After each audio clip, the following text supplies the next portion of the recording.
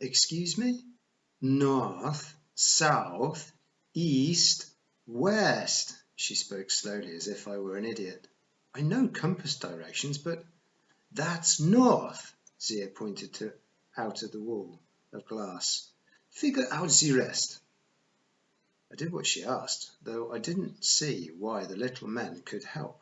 Meanwhile, Zia gave Carter a piece of chalk and told him to draw a circle around us, connecting the statues. Magic protection, Carter said, like what Dad did at the British Museum. Yes, I grumbled, and we saw how well that worked. Carter ignored me. What else is new? He was so eager to please Zia that he jumped right to the task of drawing his pavement art. Then Zia took something else from her bag, a plain wooden rod, like the one our Dad had used in London. She spoke a word under her breath, and the rod expanded into a 2-metre-long black staff topped with a carved lion's head. She twirled it around single-handedly like a baton, just showing off, I was sure, while holding the wand in her other hand. Carter finished a chalk circle as the first scorpions appeared at the gallery's entrance. How much longer on the gate? I asked, hoping I didn't sound as terrified as I felt. Stay inside the circle no matter what, Zia said. When the gate opens, jump through and keep behind me. She touched her wand to the chalk circle, spoke another word, and the circle began to glow dark red. Hundreds of scorpions swarmed towards the temple, turning the floor into a living mass of claws and stings. Then the woman in brown, Circuit, entered the gallery. She smiled at us coldly. Zia, I said, that's a goddess. She defeated Bast. What chance do you have? Zia held up her staff, and the carved lion's head burst into flames. A small red fireball so bright it lit the entire room. I am a scribe in the house of life, said Kane. I am trained to fight gods. 12. A jump through the hourglass. Well, that was all very impressive, I suppose. You should have seen Carter's face. He looked like an excited puppy. Oh, stop shoving me, you did. But I felt much less sure of Miss Zia I'm so magical Rashid when the army of scorpions scuttled towards us. I wouldn't have thought it possible so many scorpions existed in the world, much less in Midtown Manhattan. The glowing circle round us seemed like insignificant protection against the millions of arachnids crawling over one another, many layers deep, and the woman in brown, who was even more horrible. From a distance, she looked all right, but as she got closer, I saw that Circuit's pale skin glistened like an insect shell. Her eyes were beady black. Her long, dark hair was unnaturally thick, as if made from a billion bristling bug antennae. And when she opened her mouth, sideways mandibles snapped and retracted outside her regular human teeth. The goddess stopped about 20 meters away, studying us, her hateful black eyes fixed on Zia. Give me the younglings. Her voice was harsh and raspy, as if she hadn't spoken in centuries. Zia crossed her staff and wand. I am mistress of the elements, scribe of the first gnome. Leave or be destroyed. Circuit clicked her mandibles in a gruesome, foamy grin. Some of her scorpions advanced, but when the first one touched the glowing lines of our protective circle, it sizzled and turned to ashes. Mark my words, nothing smells worse than burnt scorpion. The rest of the horrible things retreated, swirling round the goddess and crawling up her legs. With a shudder, I realized they were wriggling into her robes. After a few seconds, all the scorpions had disappeared into the brown folds of her clothes. The air seemed to darken behind Circuit, as if she were casting an enormous shadow. Then the darkness rose up and took the form of a massive scorpion tail, arcing over Circuit's head. It lashed down at us at blazing speed, but Zia raised her wand and the sting glanced off the ivory tip with a hissing sound. Steam rolled off Zia's wand, smelling of sulphur. Zia pointed her staff towards the goddess, engulfing her body in fire. Circuit screamed and staggered backwards, but the fire died almost instantly. It left Circuit's robes seared and smoking, but the goddess looked more enraged than her. Your days are past, magician. The house is weak. Lord Set will lay waste to this land. Zia threw her wand like a boomerang. It smashed into the shadowy scorpion tail and exploded in a blinding flash of light. Circuit lurched back and averted her eyes, and as she did, Zia reached into her sleeve and brought out something small. Something closed inside her fist. The wand was a diversion, I thought, a magician's sleight of hand. Then Zia did something reckless. She leaped out of the magic circle, the very thing she'd warned us not to do. "Zia!" Carter called. "The gate!" I glanced behind me and my heart almost stopped. The space between the two columns at the temple's entrance was now a vertical tunnel of sand, as if I were looking into the funnel of an enormous sideways hourglass. I could feel it tugging at me, pulling me towards it with magical gravity. "I'm not going in there," I insisted, but another flash of light brought my attention back to Zia. She and the goddess were involved in a dangerous dance. Zia twirled and spun with her fiery staff, and everywhere she passed, she left a trail of flames burning in the air. I had to admit it, Zia was almost as graceful and impressive as Bast. I had the oddest desire to help. I wanted very badly, in fact, to step outside the circle and engage in combat. It was a completely mad urge, of course. What could I possibly have done? But still, I felt it. I shouldn't or couldn't jump through the gate without helping Zia. "Sadie!" Carter grabbed me and pulled me back. Without my even realizing it, my foot had almost stepped across the line of chalk. "What are you thinking?" I didn't have an answer, but I stared at Zia and mumbled in a sort of trance. "She's going to use ribbons. They won't work." "What?"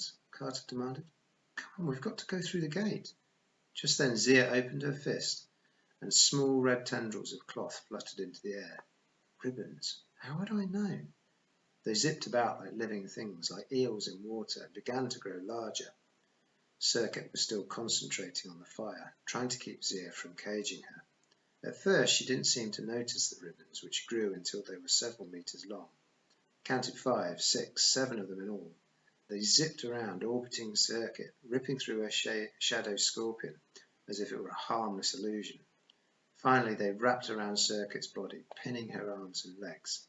She screamed as if the ribbons burned her. She dropped to her knees, and the shadow scorpion disintegrated into an inky haze. Zia spun to a stop. She pointed her staff at the goddess's face. The ribbons began to glow, and the goddess hissed in pain, cursing a language I didn't know. "I bind you with the 7 ribbons of Hathor," Zia said. "Release your host, or your essence will burn forever." "Your death will last forever," Circuit snarled. "You have made an enemy of Set." Zia twisted her staff, and the Circuit fell sideways, writhing and smoking. "I will not," the goddess hissed, but then her black eyes turned milky white, and she lay still. "The gate," Carter warned. "Zia, come on, I think it's closing." He was right. The tunnel of sand seemed to be moving a bit more slowly. The tug of its magic did not feel as strong. Zia approached the fallen goddess.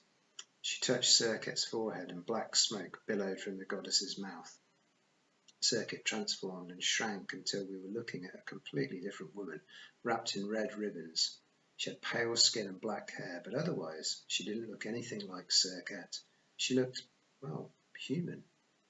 "Who is that?" I asked. "The host," Zia said. "Some poor mortal who—" She looked up with a start. The black haze was no longer dissipating. It was getting thicker and darker again, swirling into a more solid form. "Impossible," Zia said. "The ribbons are too powerful. Circuit can't reform unless—" "Well, she is reforming," Carter yelled, "and our exit is closing. Let's go." I couldn't believe he was willing to jump into a churning wall of sand, but as I watched the black cloud take the shape of a 2-story tall scorpion, a very angry scorpion, I made my decision. "Coming!" I yelled. "Zia!" Carter yelled. "Now!"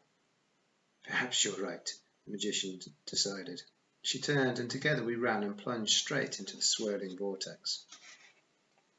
13. I faced the killer turkey. My turn. First of all, Sadie's puppy dog comment was totally out of line. Was not starry-eyed about Zia. It's just that I don't meet a lot of people who can throw fireballs and battle gods. Stop making faces at me, Sadie. You look like Khufu. Anyway, we plunged into the sand tunnel. Everything went dark. My stomach tingled with that top of the roller coaster weightlessness as I hurtled forward. Hot winds whipped around me and my skin burned. Then I tumbled out onto a cold tile floor, and Sadie and Zia crashed on top of me. Ow! I grumbled. The first thing I noticed was the fine layer of sand covering my body like powdered sugar. Then my eyes adjusted to the harsh light. We were in a big building like a shopping mall with crowds bustling around us. No, not a mall. It was a 2-level airport concourse with shops, lots of windows and polished steel columns.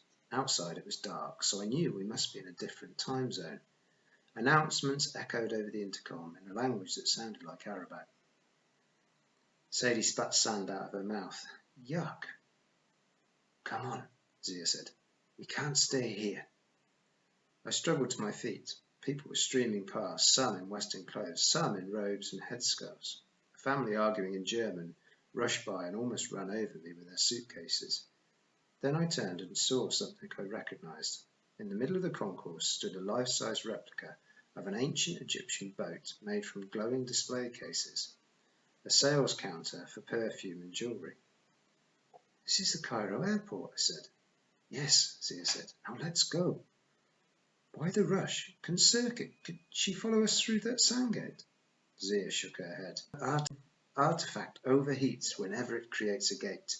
It requires a 12-hour cooldown before it can be used again. But we still have to worry about airport security. Unless you'd like to meet the Egyptian police, you'll come with me now.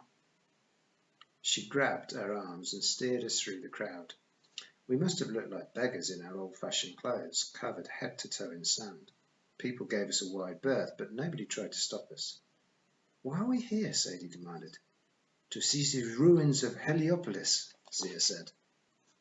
Inside an airport? Sadie asked. I remembered something Dad had told me years ago, and my scalp tingled. Sadie, the ruins are under us. I looked at Zia. That's right, isn't it? She nodded. The ancient city was pillaged centuries ago. Some of its monuments were carted away, like Cleopatra's 2 needles. Most of its temples were broken down to make new buildings. What was left disappeared under Cairo's suburbs. The largest section is under this airport. And how does that help us? Sadie asked. Zia kicked open a maintenance door. On the other side was a broom closet. Zia muttered a command. Sahad, and the image of the closet shimmered and disappeared, revealing a set of stone steps leading down. Because not all Heliopolis is in ruins, Zia said. Follow closely and touch nothing. The stairs must have led down about 7 million miles because we descended forever. The passage had been made for miniature people too. We had to crouch and crawl most of the way, and even so I bonked my head on the ceiling a dozen times. The only light was from a ball of fire in Zia's palm, which made shadows dance across the walls. I'd been in places like this before, tunnels inside pyramids, tombs my dad had excavated, but I'd never liked them. Millions of tons of rock above me seemed to crush the air out of my lungs. Finally we reached the bottom. The tunnel opened up, and Zia stopped abruptly. After my eyes adjusted, I saw why. We were standing at the edge of a chasm. A single wooden plank spanned the void.